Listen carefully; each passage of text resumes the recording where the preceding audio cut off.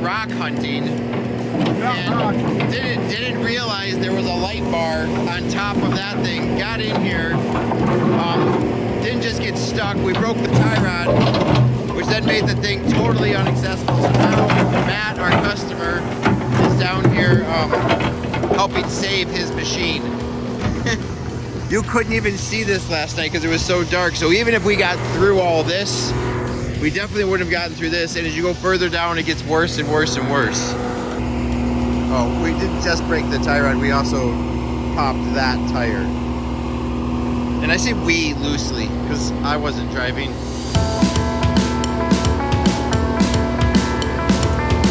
Oh my God.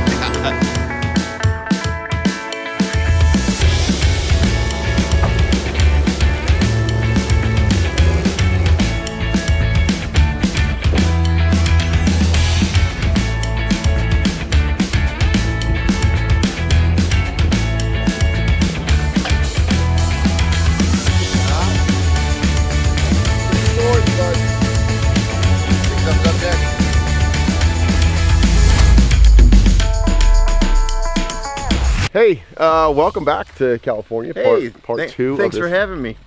Oh, you're talking to them. Talking to them. Yeah.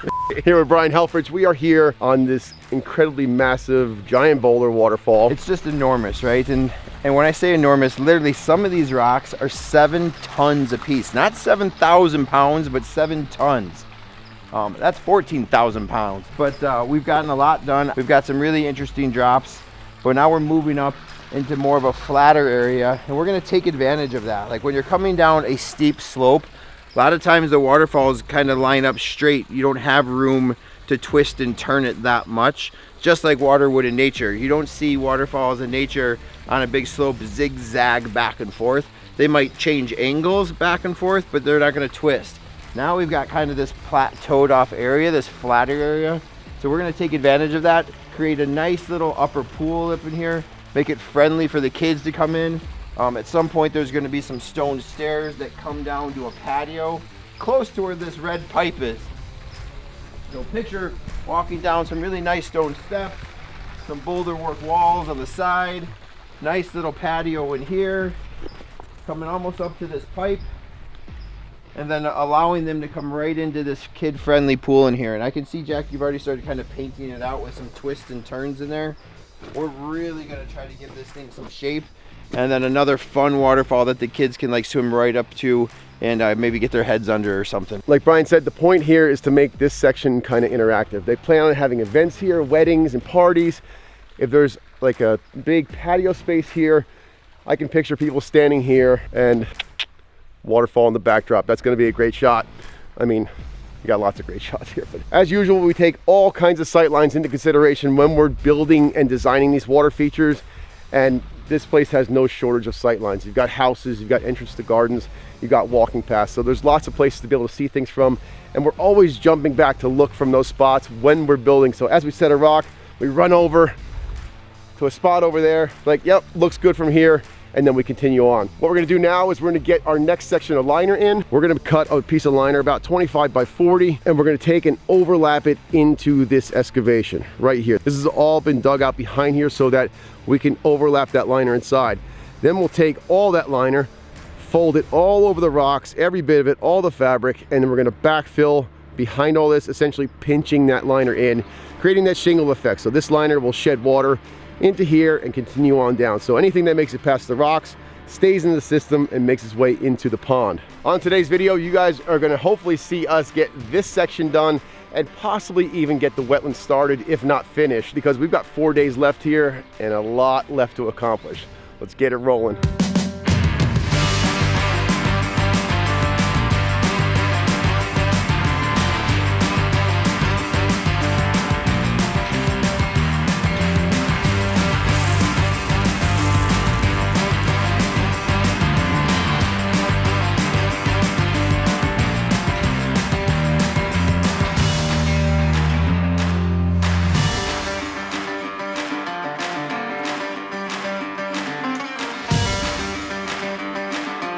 We've got our waterfall stream liner tucked in front of our other liner that comes up here from the previous waterfall. This right here is our drop. That's our major presentation waterfall. We've got a frame rock here and one here. Now we could just come straight back with this. The problem is it's gonna look very linear. We want this thing to be turning. So what we're gonna do is when we excavate, I'm gonna take and come out this way hard. So we create a dirt berm here and it gives it that visual where the waterfall is going around and turning. I'm gonna dig this whole thing down, probably about 8 inches below that weir stone, and open this whole spot up. I'm just gonna over dig. We're gonna lay our liner out and then we're gonna try and fit the rocks so that we get that turn. It's gonna be extremely important right here to get way inside on this first rock. We also wanna look at retention. We've got a huge berm of dirt here. We're gonna put our big rocks on the back side. We're gonna keep it low on this side so you can see right through, and it gives you that kind of mountain look where a waterfall would be coming out from the hillside. Once we get it all dug, we're gonna get down our rock pad, then we can pull our liner out, see what we got, and build it to the shape that we really want to achieve.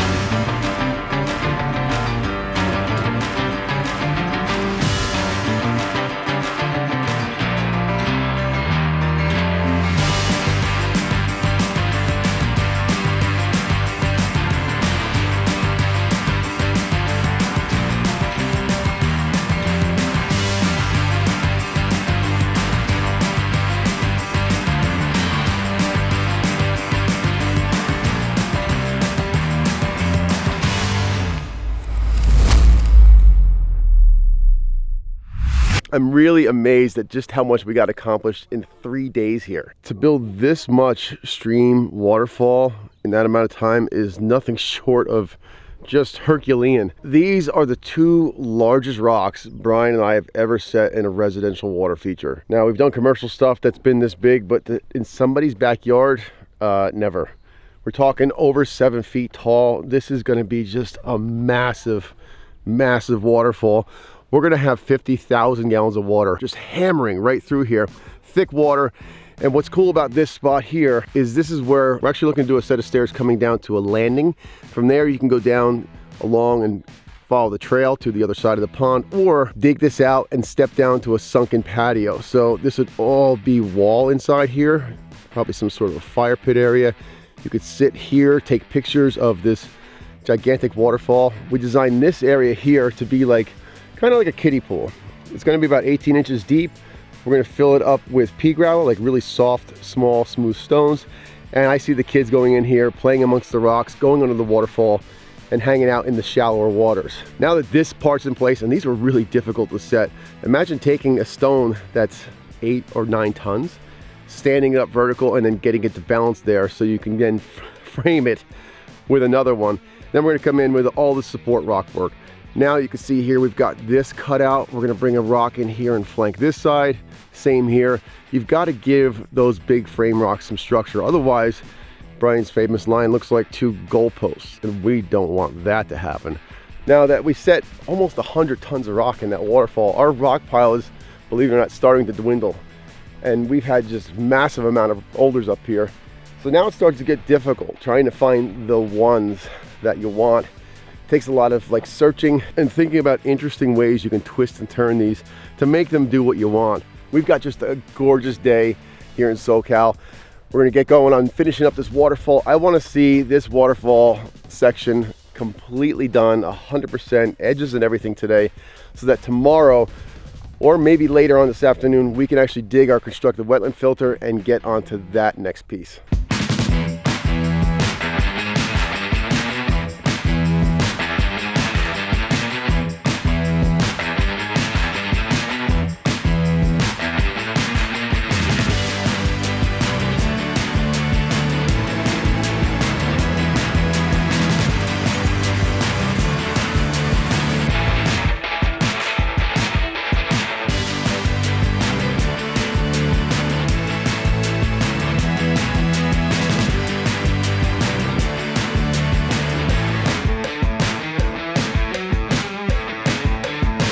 I'm telling you, it's just one monster rock after another.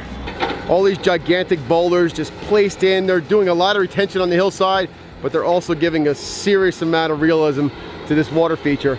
We want to make sure that when we're getting the waterfall to turn, or the stream to turn, that we accent it outside the footprint of the actual water course. So what we're bringing in now is one of the huge outcropping boulders. That's going to be set outside here. So this is the outside of this turn for the stream. When we set that outcropping over here, it's just going to accentuate that, drawing your eye further out this way so that you really get the illusion that it is twisting and turning through the landscape. That rock is probably about 6 tons, 7 tons. It's going to fit perfectly right over here. We've got this lower one with this really large one behind it. Now what's also important is line of sight. I think I talked about this earlier. I'm going to set this rock, but Brian's going to stand way over there and he's going to tell me whether or not it looks good from there. And that's how we do every single rock when we put them in, whether it's in the waterfall or it's an outcropping.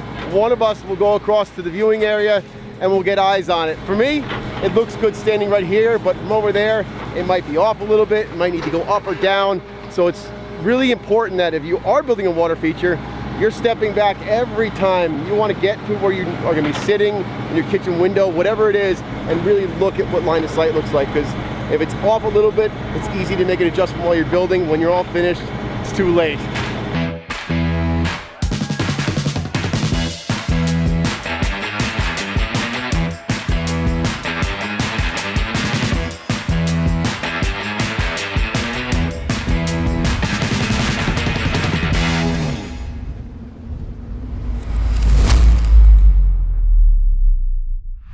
The pond is officially full. This section of waterfall is all built out. We've just got some finished work to do here on the right side. We've started to put in what's going to be the framework for a staircase going up along here. Walking through these boulders, they're going to be building some masonry stairs in between, so kind of twisting and turning through here. There'll be a few more boulders on the way up. Just a really cool spot. Go up and just take advantage of all the different sight lines, kind of sitting in different areas. I can see people walking and standing right in front of here, taking pictures of that massive waterfall behind you. I talked with Matt. We are going to do the idea of a sunken patio here. This will be like a big circular, probably 12-foot diameter, step down into possibly some sort of fire pit, and you'll be down at that level right here with just those huge frame rocks making up that. I just can't wait to see that waterfall turn on. Come on back to the next video. We're going to get started on digging this constructed wetland filter. We'll show you how that goes in and kind of how the whole thing functions, and then we're going up that hill. Hit that subscribe button. We're here every week building beautiful water features, and see you on the next one.